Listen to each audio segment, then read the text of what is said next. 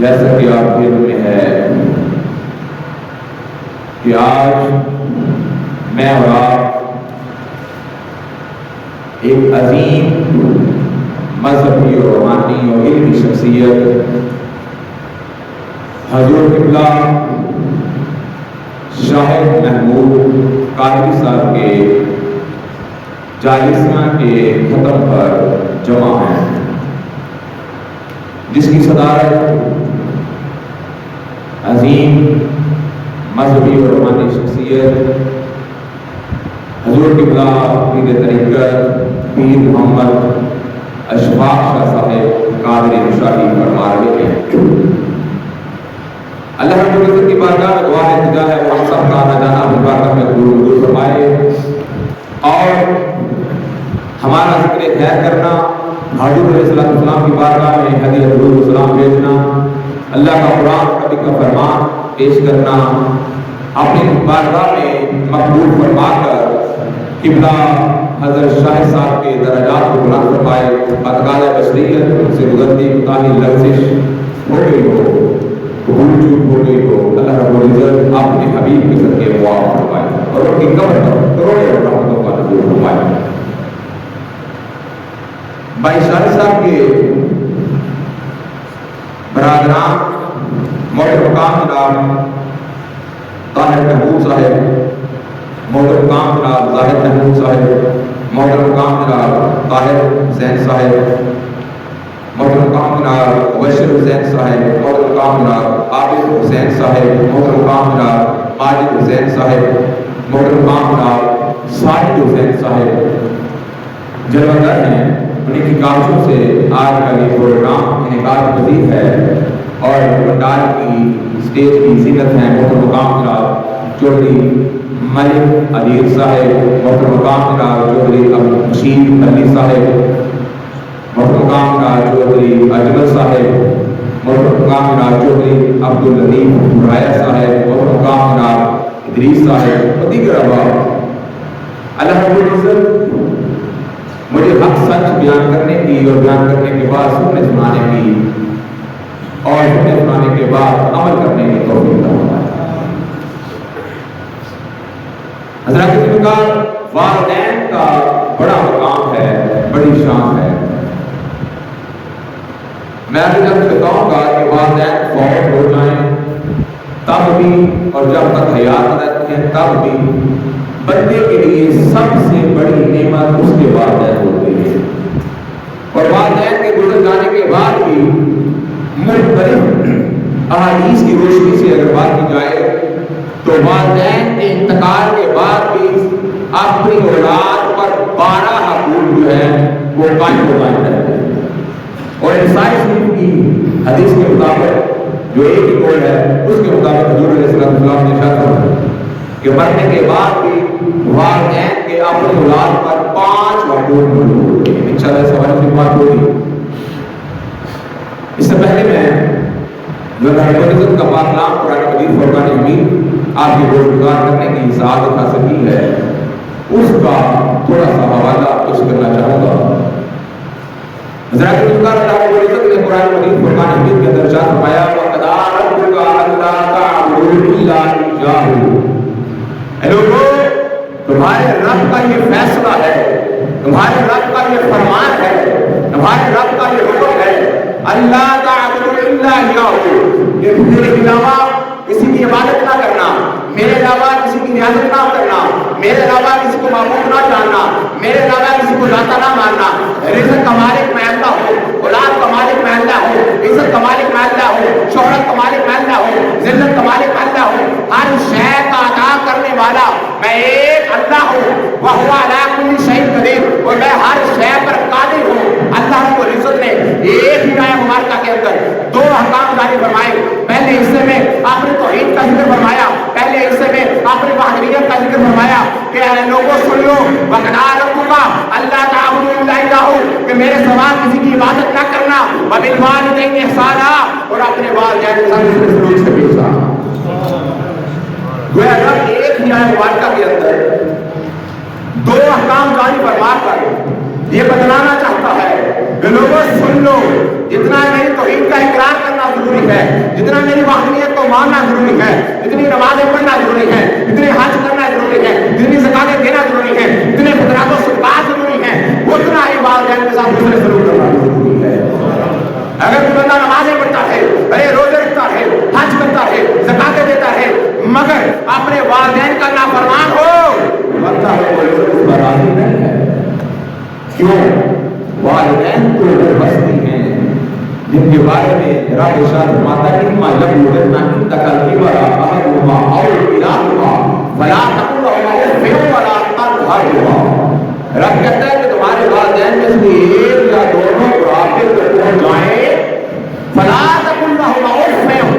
ولا تنہرهما، ان کے سامنے اف تک نہیں کرنا اور ان کو ڈھکنا بھی نہیں کرنا۔ اب دیکھیں اللہ رب العزت اپنے ماننے والوں کو، ایمان والوں کو، مسلمانوں کو حکمدار فرما رہے ہیں کہ لوگوں اپنے والدین کی قدر کرنی ہے، والدین کی عزت کرنی ہے، والدین کی تکریم کرنی ہے۔ والدین اونٹ ہو جائے، وہ ڈانٹے ڈپٹے غصہ کرے، کچھ بھی ہو جائے، وہ بستر مرگ پر پڑے ہوئے ہیں۔ وہ بات لکھا ہے کہ اگر والدین بستر مرگ پر ہو، بیمار ہو، علیم ہو، رفع حاجت کے لیے بھی ہو، واش روم تک نہ جا سکتے ہو، اور بیٹا یا اولاد بستر پر ان کا پکان نہ کروائے اور ان کی صفائی و ستھرائی میں خود کرے، اور پکانے سے بو آتی ہے، اس بو کی وجہ سے اگر وہ اپنے ذہن کے اندر حقارت کو محسوس کرے، اوف کرے، تو اوف کرنا بھی اولاد کو جائز نہیں ہے۔ اولاد اپنے والدین کے سامنے اوف تک نہیں کر سکتی، اور رب کا قرآن کہتا ہے وَقُولُوا قَوْلًا کریما، اور رب کا قرآن کہتا ہے وَقُولُوا قَوْلًا کریما، اور اپنے والدین کے ساتھ بڑے ادب کے ساتھ، محبت کے ساتھ، پیار کے ساتھ، شفقت کے ساتھ بات کیا کر، اور پھر وَاخْفِضْ لَهُمَا جَنَاحَ الذُّلِّ مِنَ الرَّحْمَةِ، اور ان کے سامنے اپنی رحمت کے، اپنی محبت کے، اپنی شفقت کے، اپنے پیار کے باتوں کو پھیلا دے۔ اور آج اس سمجھ کے لیے ہم جمع ہوئے ہیں جن عمل میں ہمیں اللہ نے خود ارشاد فرمایا ہے وَقُلْ رَبِّ ارْحَمْهُمَا كَمَا رَبَّيَانِي صَغِيرًا، اے بندے جب تیرے والدین بڑھاپے کو پہنچ جائیں تو دعا کیا کر کہ یا باری تعالیٰ جس طرح میں چھوٹا تھا، میں بچپن میں تھا، میں اپنے کھانے پینے کے لیے اپنے والدین کا محتاج تھا، بول و براز کے لیے اپنے والدین کا محتاج تھا، اپنی ہر ضرورت اور حاجت کے لیے میں اپنے والدین کا محتاج تھا، اور میرے والدین نے بڑی شفقت کے ساتھ، بڑی محبت کے ساتھ، بڑے اکرام کے ساتھ، بڑے انعام کے ساتھ میری پرورش کی۔ یا باری تعالیٰ آج یہ بوڑھے ہو چکے ہیں، وَقُلْ رَبِّ ارْحَمْهُمَا كَمَا رَبَّيَانِي صَغِيرًا، جس طرح بچپن میں انہوں نے مجھ پر رحم فرمایا ہے، یا باری تعالیٰ اب تو بھی ان پر اپنا رحم فرما۔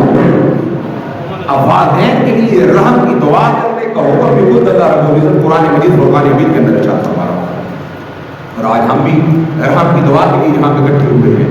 دامن وقت میں گنجائش نہیں ہے کہ میں بات کو زیادہ ایکسٹینڈ کروں اور مزید باتیں کروں، صرف اشارہ کر میں نے دو چار باتیں آپ کو دوست گزار کرنی ہے۔ میں آپ کے تو جہاں سے بڑے کائنات اللہ کے صلی اللہ علیہ وسلم ارشاد فرمایا لوگوں سن لو وَرَضَا رَبِّي فِي رِضَا الْوَالِدِ وَسَخَطُ رَبِّي فِي سَخَطِ الْوَالِدِ، تمہارے رب کی رضا تمہارے والد کی رضا کے اندر ہے۔ اگر تم اپنے رب کو راضی کرنا چاہتے ہو، اپنے رب کو منانا چاہتے ہو، اپنے رب کی خوشنودی چاہتے ہو، اپنے رب کا اکرام چاہتے ہو، اپنے رب کا انعام چاہتے ہو، تو اپنے والد کو راضی کرو۔ گویا جس کے والدین اس سے ناراض ہوں، حضور نے فرمایا اس کا اللہ بھی اس سے راضی نہیں ہے۔ وَسَخَطُ رَبِّي فِي سَخَطِ الْوَالِدِ، اور تمہارے رب کی ناراضگی تمہارے والد کی ناراضگی کے اندر ہے۔ اگر تیرا والد تجھ سے ناراض ہے تو سارا دن روزہ رکھ، ساری رات مصلی پر گزار دے، ارے تو تہجد پڑھ، عبادت کر، گریہزاری کر، تیرا کوئی عمل قبول ہو ہی نہیں سکتا جب تک تو اپنے والد کو اور والدہ کو راضی نہیں کرتے۔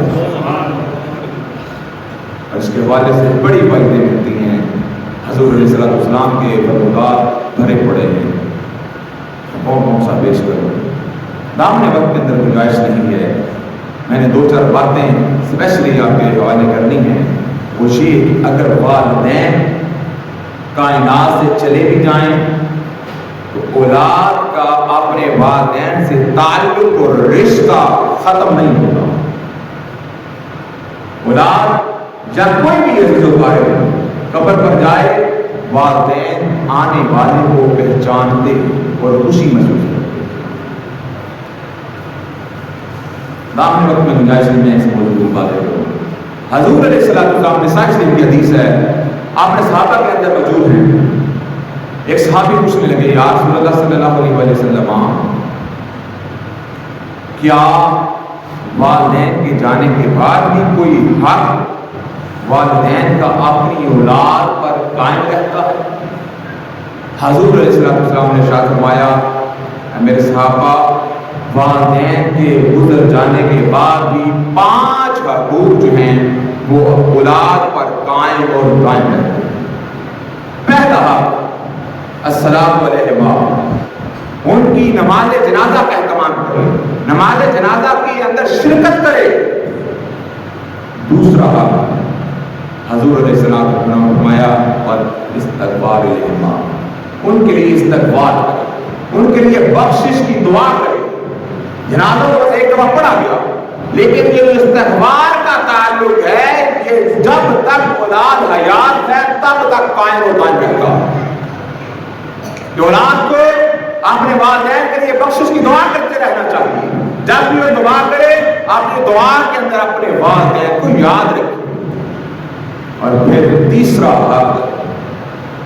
حضور علیہ السلام نے ارشاد فرمایا, اکرام صدیقہما,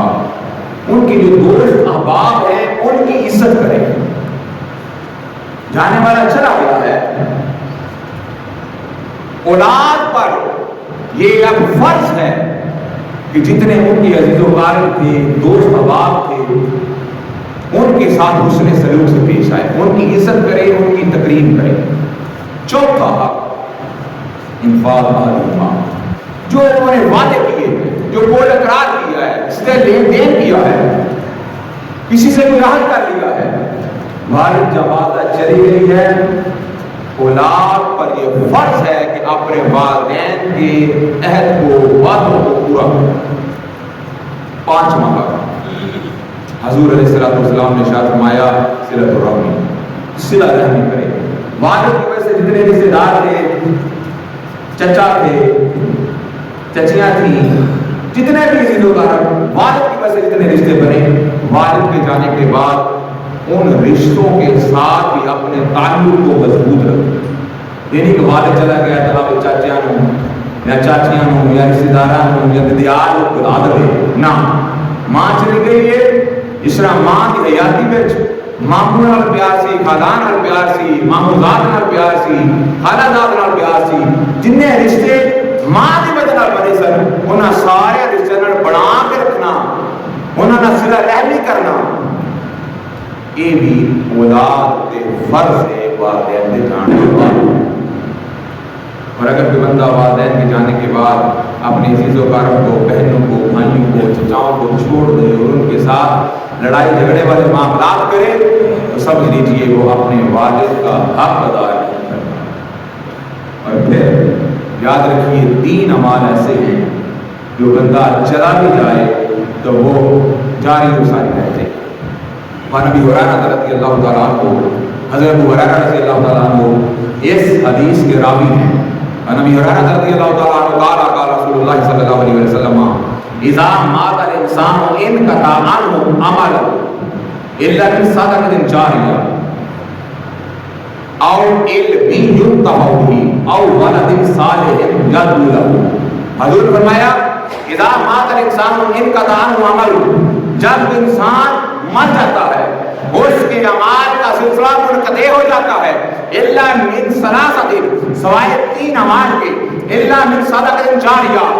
پہلا عمل صدقہ جاریہ. اگر اس نے اپنی ظاہری حیات کے اندر کوئی صدقہ جاریہ کیا ہو, کسی مسجد کے ساتھ تعاون کیا ہو, کسی مدرسے کے ساتھ تعاون کیا ہو, کوئی رستہ بنایا ہو, کوئی کنواں لگوایا ہو, جب تک لوگ اس سے استفادہ کرتے رہیں گے, جو حیات تھا تب بھی اس کو ثواب ملتا رہے گا. وہ قبر کے اندر چلا گیا, لوگ اس سے استفادہ کرتے رہے, ارے جانے والا چلا گیا, اللہ رب العزت کے پیارے حبیب نے فرمایا اس کو ثواب قبر میں بھی اللہ تعالیٰ عطا فرماتا ہے۔ یہ میں کسی پیر یا ملا یا قاری کی بات نہیں کر رہا جو آپ کی سبحان اللہ نہیں کر رہی، یاد رکھیے سبحان اللہ آپ کہیں گے اس کا ثواب بھی موٹر مقام میں آپ سر شاہ صاحب کو پہنچے گا۔ اور سبحان اللہ کہنا کوئی اتنا چھوٹا عمل نہیں ہے۔ جو بندہ ایک دفعہ سبحان اللہ کہتا ہے، اللہ رب العزت کے پیارے حبیب نے فرمایا رب اس کے نام کا جنت میں ایک عالیشان درخت لگا دیتا ہے، اور وہ درخت عام درخت نہیں ہوتا۔ اگر اعلیٰ عربی نسل کا گھوڑا 500 سال تک دوڑتا رہے تو اس کے گرد چکر نہیں لگا سکتا۔ سبحان اللہ۔ دوسری روایت کے مطابق اگر اعلیٰ عربی نسل کا گھوڑا 500 سال تک دوڑتا رہے تو اس درخت کا سایہ ختم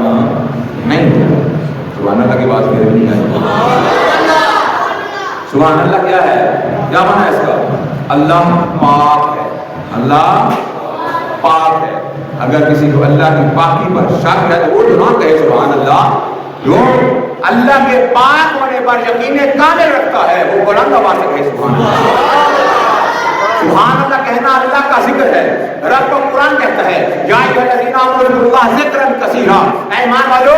اللہ کا ذکر کثرت سے کیا کرو، اور کتنا کیا کرو، وَلَذِکْرُ اللَّهِ اکبر، اللہ کا ذکر ہر شے سے اعلیٰ ہے، ہر شے سے عرفہ ہے، ہر شے سے بلند ہے۔ جتنا اللہ کا ذکر بلند ہے ذرا اتنی بات سے کہے سبحان اللہ۔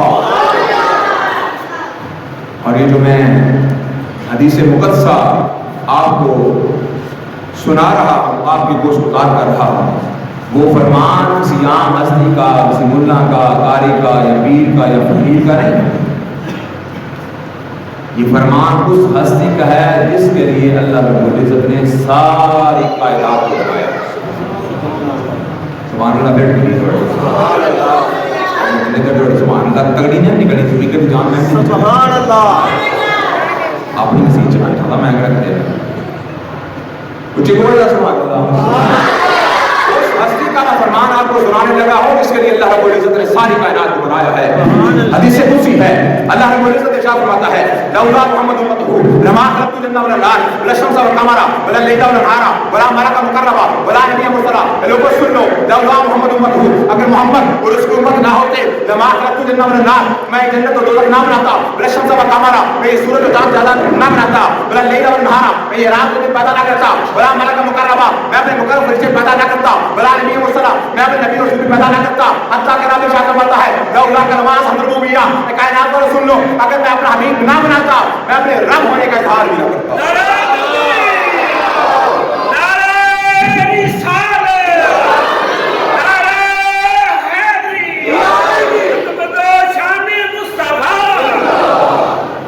بتانا چاہتا ہے کہ کائنات کو سن لو، میں نے جس کو جو عطا کیا ہے اپنے حبیب کا صدقہ عطا کیا ہے۔ اگر کسی میں نے عزت دی ہے اپنے حبیب کا صدقہ عطا کیا ہے، اگر کسی کو مال عطا کیا ہے اپنے حبیب کا صدقہ عطا کیا ہے، اگر کسی کو اولاد عطا کی ہے اپنے حبیب کا صدقہ عطا کیا ہے۔ ارے میں نے جس کو جو عطا کیا ہے اپنے حبیب کا صدقہ عطا کیا ہے، اور میں نے اگر بخشش عطا کرنی ہے، جنت عطا کرنی ہے، وہ بھی اپنے حبیب کا صدقہ عطا کرنا ہے۔ یہ بھی بات میں نے مجھ سے نہیں کی، نہ میری عادت ہے مجھ سے بات کرنے کی، میں یا آپ کا قرآن بیان کرتا ہوں یا نبی کا فرمان بیان کرتا ہوں۔ یہ بات جو میں نے کی ہے کہ اللہ رب العزت ارشاد فرماتا ہے کہ میں نے جس کو جو عطا کیا ہے یہاں بخشش بھی ادا کرنی ہے، اپنے حبیب کا صدقہ ادا کرنی ہے، یہ بھی میں نے قرآن سے بیان کیا ہے۔ رب کا قرآن کہتا ہے وَلَوْ أَنَّهُمْ إِذْ ظَلَمُوا أَنفُسَهُمْ جَاءُوكَ فَاسْتَغْفِرُوا اللَّهَ وَاسْتَغْفَرَ لَهُمُ الرَّسُولُ لَوَجَدُوا اللَّهَ تَوَّابًا رَحِيمًا۔ اے لوگو جب اپنی جانوں پر ظلم کر لو، جب زیادتی کر لو، جب گناہ کے مرتکب ہو جاؤ، میری نافرمانی کے مرتکب ہو جاؤ، بے نماز ہونے کے دبا لگوا بیٹھو، شراب بھی بیٹھو، کچھ بھی کر بیٹھو، وَلَوْ أَنَّهُمْ إِذْ ظَلَمُوا أَنفُسَهُمْ جب اپنی جانوں پر ظلم کر لو، یا باری تعالیٰ کیا کرے، بیت اللہ چلے جائیں، مسجد چلے جائیں، تیرے سامنے سر پر سجود ہو جائیں، کون سا عمل تیری بارگاہ میں پیش کرے کہ تو ہمیں معاف کر دے گا۔ رب کا قرآن کہتا ہے وَلَوْ أَنَّهُمْ إِذْ ظَلَمُوا أَنفُسَهُمْ جَاءُوكَ، اے لوگو جب اپنی جانوں پر ظلم کر بیٹھو، جَاءُوكَ میرے حبیب کے در پہ آ جاؤ، ارے میرے حبیب کے در پہ آنا تمہارا کام ہوگا، معاف کرنا میرا رب العالمین کا کام ہوگا۔ گویا ہمیں بخشش ملنی ہے، جنت ملنی ہے، وہ بھی حضور کا صدقہ ملنا ہے۔ اس حضور نے فرمایا اذا مات الانسان انقطع عنه عمله الا من ثلاث،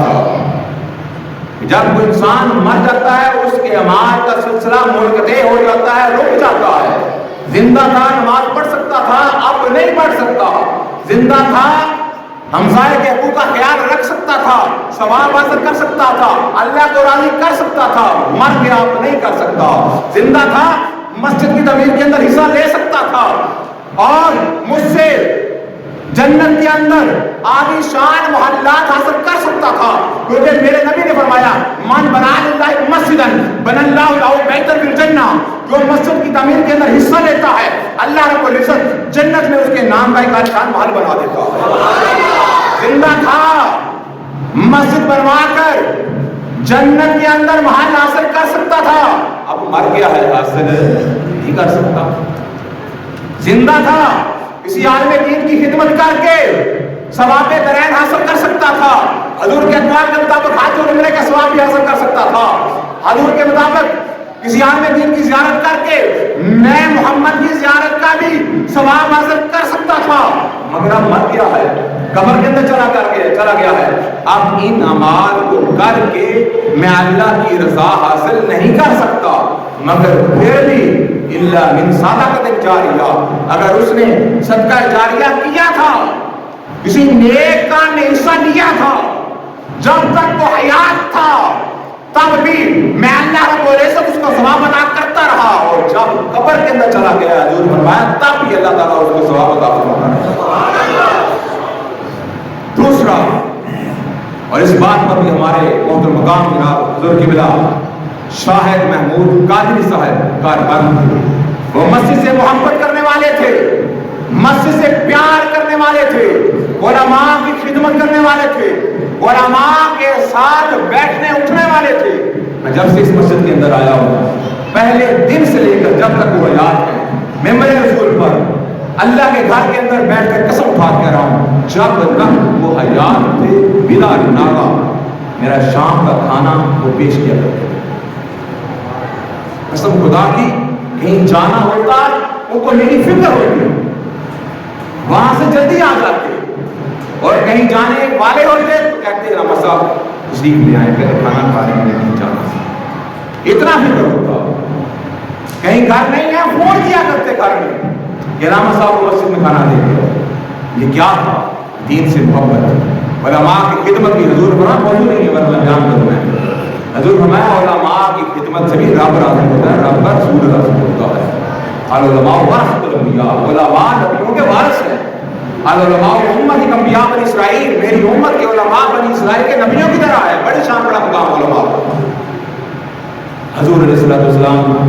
نے ارشاد فرمایا جو بندہ مسجد سے محبت کرنے والا ہے اللہ رب العزت اس کی قبر کے اندر بھی نور عطا فرماتا ہے، اور وہ مسجد سے محبت کرنے والے الحمدللہ مسجد کی جب بھی گھر ہوتے محلے ہوتے مسجد کے اندر نماز پڑھا کرتے، اور میری غیر موجودگی کے اندر میں نہ ہوتا تو مصلی رسول پر کھڑے ہو کر نماز بھی پڑھایا کرتے،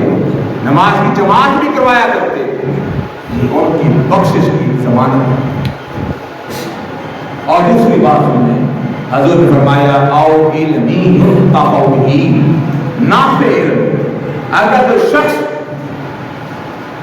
فائدے والا علم کسی تک پہنچاتا ہے، نفع بخش علم کسی تک پہنچاتا ہے، جب تک اس علم کے مطابق لوگ عمل کرتے رہتے ہیں وہ زندہ ہو تب بھی اس کو ثواب ملتا رہتا ہے، مرنے کے بعد قبر میں بھی اس کو ثواب ملتا رہتا ہے۔ اور ماشاءاللہ حضور قبلہ شاہد محمود قادری صاحب ایک معلم تھے، ایک مدرس تھے، عظیم ماہر تعلیم تھے، لوگوں کے بچوں کو پڑھایا کرتے تھے، سکھایا کرتے تھے، اور اللہ کا قرآن اور نبی کا فرمان لوگوں تک پہنچایا کرتے تھے۔ جتنے ان کے طلباء ہیں، جتنے لوگوں نے ان سے قرآن سیکھا ہے، نبی کا فرمان سیکھا ہے، دین سیکھا ہے، علم سیکھا ہے، جب تک وہ لوگ ان کی تعلیمات پر عمل کرتے رہیں گے جتنا ثواب عمل کرنے والوں کو ہوگا اتنا ہی شاہد محمود کو بھی ہوگا۔ یاد رکھیے گا، اگر آپ کسی بے نمازی کو نمازی بنا دیتے ہیں، بے رغبتی کے شکار کو راہ ہدایت دکھا دیتے ہیں، والدین کے نافرمان کو والدین کی تابعداری سکھا دیتے ہیں، جب تک وہ انعامات پر عمل پیرا ہوتا ہے جتنا ثواب اس کو ملتا ہے بتانے والے کو اتنا ہی ثواب ثواب ملتا ہے، اور بتانے والا چلا بھی جائے، کائنات سے کچھ بھی کر جائے، قبر میں بھی پہنچ جائے گی، ثواب قبر میں بھی پہنچتا رہتا ہے۔ تیسرا عمل جو مرنے کے بعد بھی جاری و ساری رہتا ہے، حضور نے فرمایا او ولد صالح یدعو لہ، نیک اولاد، صالح اولاد جب بھی